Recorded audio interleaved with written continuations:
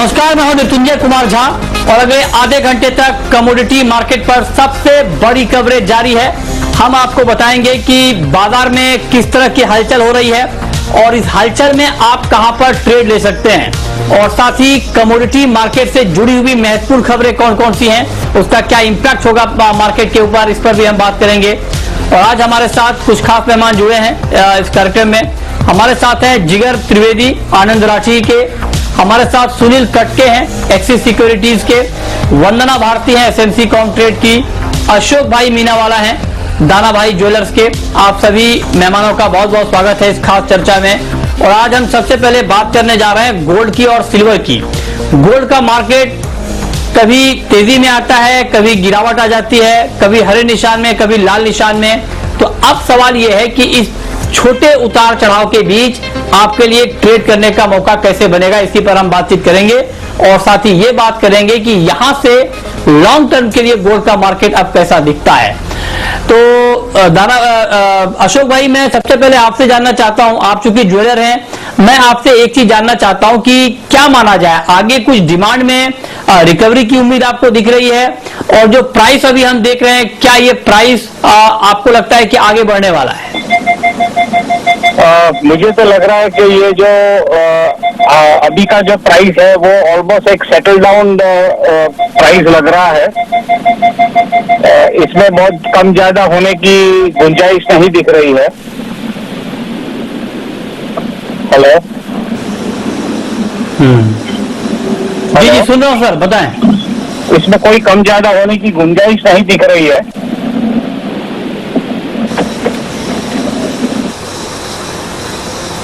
अच्छा, तो आप ये कह रहे हैं कि मार्केट इसी रेंज में आगे रह सकता है इसमें? जी बोलें सर, बोलें।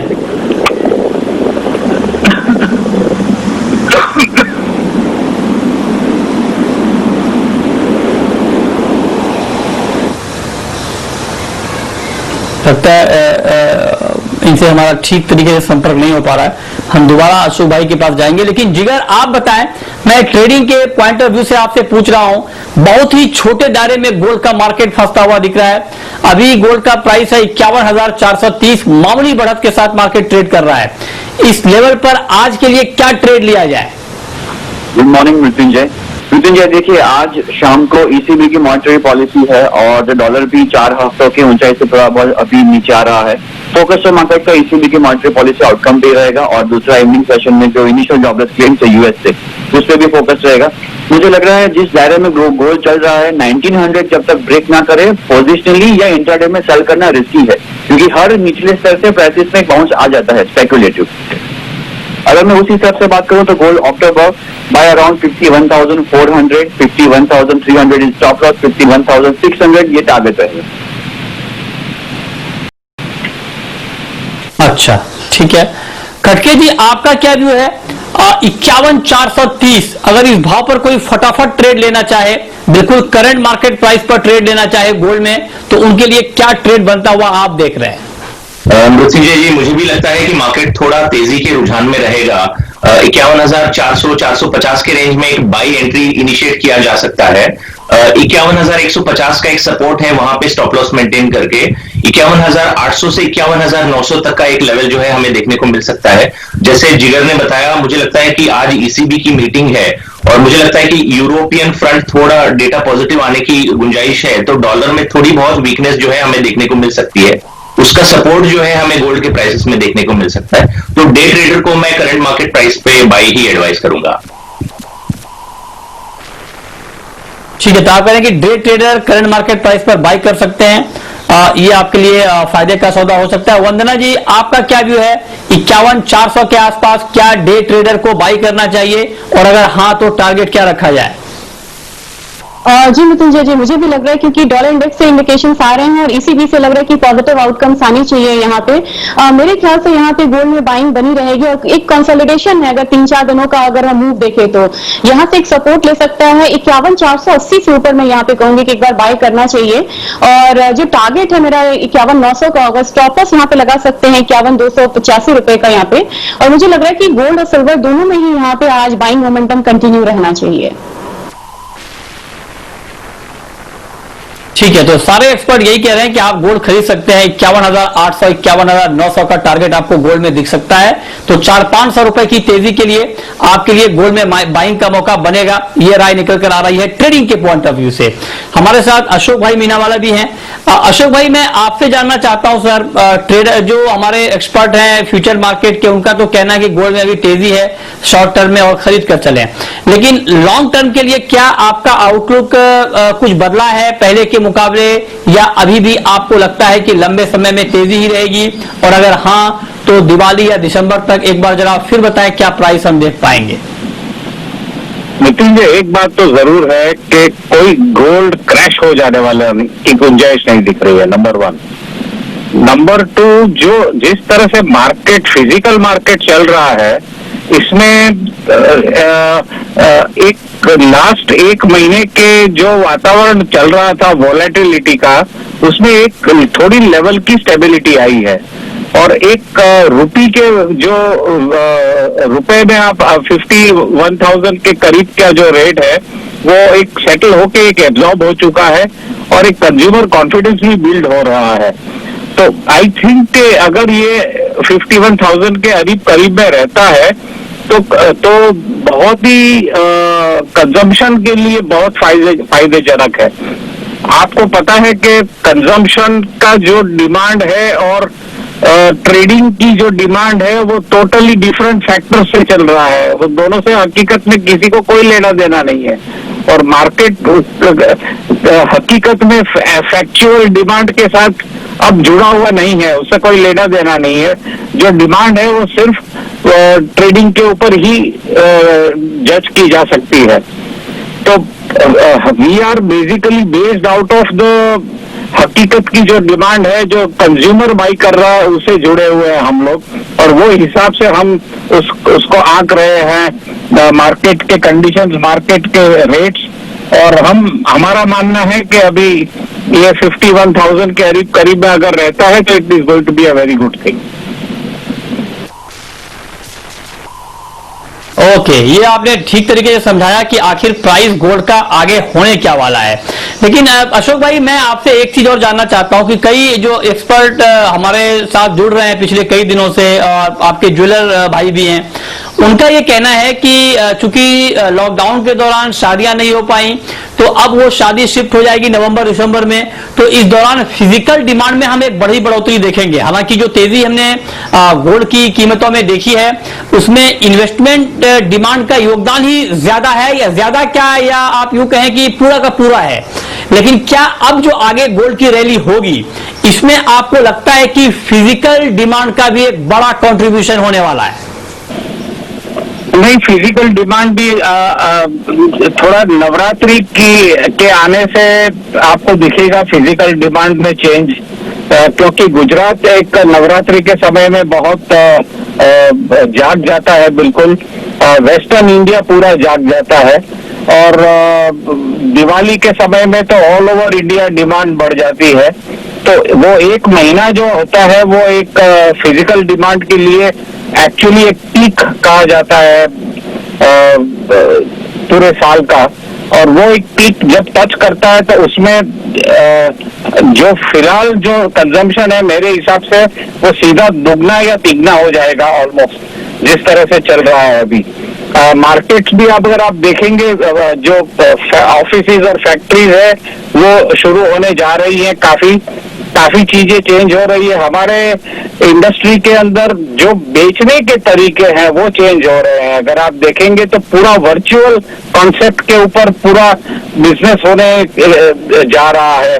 और वर्चुअल कॉन्सेप्ट जो है वो इतनी बड़ी मात्रा में अगर चल चुका, तो जो कन्वीनियंस है, जो बचाव है समय का, पैसे का, खर्च का, एक ज्वेलर को खरीदारी के लिए बहुत कष्ट उठाने पड़ते हैं। वो कहाँ से जाके मेन सिटीज में जाके बाई करने के लिए, तो वो सारी झंझटें अगर वो इजी हो जाती है और घर बैठे आप बाइंग कर सकते हो, वो सुविधा आ जाती है, तो ये पूरा गेम चेंजर बन जाता है एक इंडस्ट्री के लिए।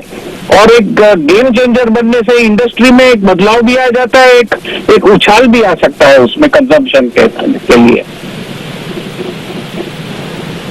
ओके, ठीक है। तो ये राय है आपकी कि गोल्ड में आगे होगा क्या, तो ये हम आपको डिटेल और जी बिजनेस लगातार आपको जब से गोल्ड मार्केट में बड़ा एक्शन लौटा है और तब से हमारे साथ गोल्ड के गोल्ड के मतलब जितने भी बड़े जानकार हैं देश में वो सारे के सारे हमारे साथ जुड़े हैं और उन्होंने अपने सटीक राय उन्होंने रखी है अपनी।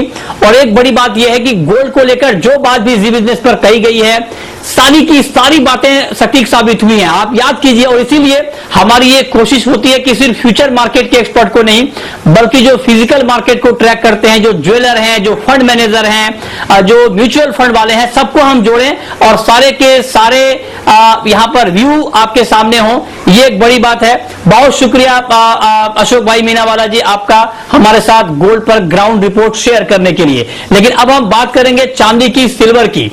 चांदी पर सुनील कटके जी आपका क्या व्यू है, चांदी में आज के लिए क्या ट्रेड लिया जाए?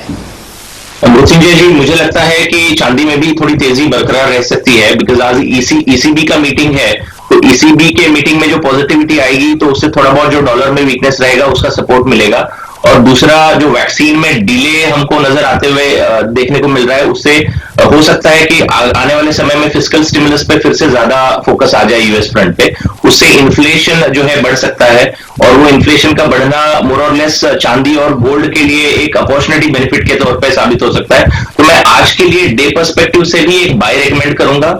68,600 के रेंज में एक बाई इनिशिएट कर सकते हैं। 68,100 का एक स्टॉप लॉस जरूर मेंटेन करें और मुझे लगता है कि 69,300 तक का एक इंटरडे लेवल देखने को मिल सकता है अपसाइड में। ठीक है, तो ये राय आपकी चांदी के ऊपर है।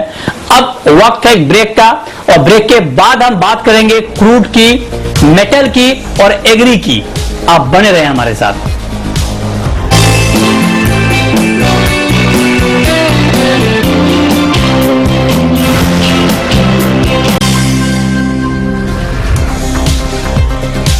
ब्रेक के बाद भी आपका स्वागत है। अब बात करते हैं कच्चे तेल की और क्रूड का मार्केट आज मामूली दबाव के साथ ट्रेड कर रहा है, अंतर्राष्ट्रीय बाजार में भी और घरेलू बाजार में भी।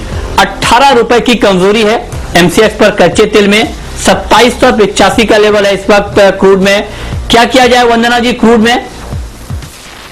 मृत्युंजय जी, मुझे लग रहा है कि बॉटम बनना अभी बाकी है और फर्दर यहाँ पे वीकनेस यहाँ पे आ सकता है क्रूड में। मैं थोड़ा यहाँ सेलिंग साइड में रहना प्रेफर करूंगी। 2775 के करीब यहाँ पे एक बार सेलिंग करना चाहिए, 2725 का टारगेट रखना चाहिए, 2800 का यहाँ पे स्टॉप लॉस होगा। और मुझे लग रहा है कि जिस तरीके से नंबर्स बढ़ रहे हैं यहाँ पे थोड़ा सा दबाव होगा। और दूसरी चीज ये है कि सितंबर महीने में चाइना का जो इम्पोर्ट है क्रूड को लेकर वो यहाँ पे कम रहने की आशंका है, तो थोड़ा सा बेयरिश यहाँ पे फैक्टर्स जो है वो ज्यादा यहाँ पे डोमिनेटिंग इस काउंटर में। अच्छा, ठीक है, तो ये राय आपकी क्रूड पर है कि क्रूड में क्या करना चाहिए। कटके जी, मेटल का मार्केट आपको कैसा दिख रहा है और मेटल में आपकी टॉपिक क्या होगी आज के लिए? मृत्युंजय जी, मेटल मार्केट थोड़ा कंसोलिडेशन फेज में है। हमने देखा है जैसे माइनिंग डिसरप्शंस की वजह से सारे के सारे बेस मेटल्स के प्राइसेस हमने नियर मोर और लेस ऑल टाइम हाइस के लेवल्स को छूते हुए देखा था। बट अभी माइनिंग एक्टिविटी शुरू हो गई है, पेरू माइंस चालू हो गई हैं और चिली माइंस चालू हो गई हैं, तो थोड़ा बहुत कंसोलिडेशन जो है हमें देखने को मिल रहा है। और इवन चाइना के फ्रंट से भी जो डेटा आया है, इकोनॉमिक डेटा, वो थोड़ा वीक आया हुआ है, तो उस वजह से हमने कॉपर, लेड, जिंक, एल्यूमिनियम, ये सारी कमोडिटीज में प्राइसेस को कंसोलिडेट होते हुए देखा है। बट आज के लिए अगर ट्रेडिंग पर्सपेक्टिव से बात करें तो मुझे लगता है कि कॉपर एक बेटर पिक होना चाहिए आज के लिए। मैं सजेस्ट करूंगा कि 521 और 522 के रेंज में एक बाई ट्रेडिंग पर्सपेक्टिव से इनिशिएट किया जा सकता है। 519.50 का एक सपोर्ट है, वहां पे स्टॉप लॉस मेंटेन करके 526 तक का एक लेवल जो है इंटरडे लेवल्स में देखने को मिल सकता है, तो मैं एक बाय रेकमेंड करूंगा कॉपर में। अच्छा, आपकी टॉपिक वंदना जी मेटल में? मृत्युंजय जी, मुझे लग रहा है कि थोड़ी सी गिरावट यहाँ पे हो सकती है। अगस्त में यहाँ पे इंपोर्ट भी काफी पुअर रहा है चाइना का।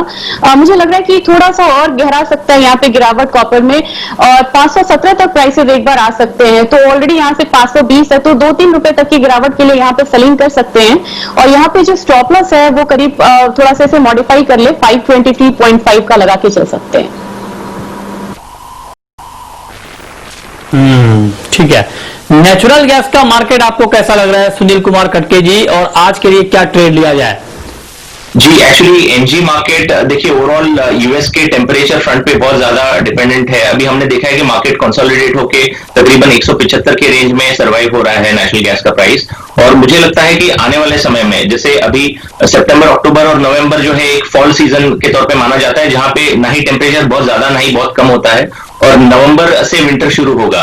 तो नवंबर तक का अगर फोरकास्ट देखें तो नवंबर के बाद प्राइसेस में एक उछाल देखने को मिल सकता है। बट क्योंकि रिसेंटली जो स्टॉर्म्स की वजह से टेम्परेचर में गिरावट देखने को मिली थी, बारिश की वजह से यूएस में जो टेम्परेचर में गिरावट जो देखने को मिली थी, उसकी वजह से प्राइसेस थोड़े नीचे आ गए हैं। बट मुझे लगता है कि ये डे पर्सपेक्टिव से एक बाइंग अपॉर्चुनिटी के तौर पे देखना चाहिए। 175 के रेंज में एक बाइंग इनिशिएट करना चाहिए। 180, 182 तक का टारगेट हमें देखने को मिल सकता है। ठीक है, तो ये राय हो गई आपकी नेचुरल गैस के ऊपर। ओके, आगे बढ़ते हैं। अब हम बात करते हैं एग्री मार्केट की। एग्री में वंदना जी, सोयाबीन में बहुत ज्यादा एक्शन हमने पिछले कुछ दिनों में देखा है। पहले तेजी थी, जब क्रॉप डैमेज की खबर आई तो दाम काफी बढ़ गए, उसके बाद एक बड़ी गिरावट भी आई, बड़ा करेक्शन भी आया, और अब मार्केट एक बार फिर से तेजी का रुख करता हुआ दिख रहा है। तो क्या ट्रेड लेना चाहिए अभी सोयाबीन में? विजय जी, मुझे लग रहा है ट्रेंड के साथ चलना चाहिए, और आज से कल तक मुझे लग रहा है कि जो भी करेक्शन आया उसका थोड़ा बहुत यहाँ पे जो कवर अप होते हुए हम देख सकते हैं। मेरे ख्याल से 37.95 के करीब बाय करना चाहिए, 38.50 का टारगेट रखना चाहिए, कह सकते हैं कि 37.70 तक का जो स्टॉप लॉस है वो लगा के चल सकते हैं। और यहाँ पे मुझे लग रहा है कि चाहे मस्टर्ड हो या एडिबल ऑयल पैक हो, एक रिकवरी हम आते हुए देख सकते हैं यहाँ पे। ठीक है, ग्वार में क्या करना चाहिए वंदना जी? जी मृत्युंजय जी, ग्वार में भी यहाँ पे हम देख रहे हैं कि गिरावट के बाद यहाँ पे एक रिकवरी आ रही है, और मुझे लग रहा है कि प्राइसेस एक बार ऊपर की तरफ जा सकते हैं। बहुत ज्यादा नहीं, लेकिन अगर करंट मार्केट प्राइस से भी हम बाई करें तो 4100 तक का टारगेट मुझे लग रहा है कि एक बार फिर से आ सकता है ग्वार काउंटर में। तो यहाँ पे जो स्टॉप लॉस इसके लिए लगाना होगा वो 39-35 रुपीज का होगा, और मेरे ख्याल से यहाँ पे आज मोस्टली हम देख रहे हैं कि एग्री काउंटर में एक रिकवरी का दिन होना चाहिए। ठीक है, तो ये राय आपकी ग्वार के ऊपर है। एक और खबर है एग्री मार्केट से ही जुड़ी हुई, और खबर ये है कि ई किसान मंडी की शुरुआत हुई है। नेफेड ने पहली ई किसान मंडी की शुरुआत की है। महाराष्ट्र के पुणे में ये पहला मंडी बनाया गया है। नेफेड ने महाराष्ट्र एफपीसी के साथ मिलकर इस मंडी का गठन किया है। 6 से 9 महीने में 100 ऐसी मंडी खोलने का टारगेट रखा गया है। मुंबई, नासिक में भी ई किसान मंडी खोले जाएंगे। इसके पीछे मकसद क्या है और इसका कितना फायदा हो सकता है, इस पर हम डिटेल में बात करना चाह रहे थे नेफेड के एमडी से, लेकिन हमारी बात अभी हो नहीं पाई है उनसे। हमने लगातार उनको जोड़ने की कोशिश की, लेकिन उन्होंने फोन नहीं उठाया है। आगे हम दोबारा उनसे बात करने की कोशिश करेंगे और ये जानने की कोशिश करेंगे कि आखिर इस मंडी के पीछे मकसद क्या है, इससे कितना फायदा होने वाला है। तो फिलहाल इस बुलेटिन में इतना ही, लेकिन अब वक्त है रैपिड फायर राउंड का।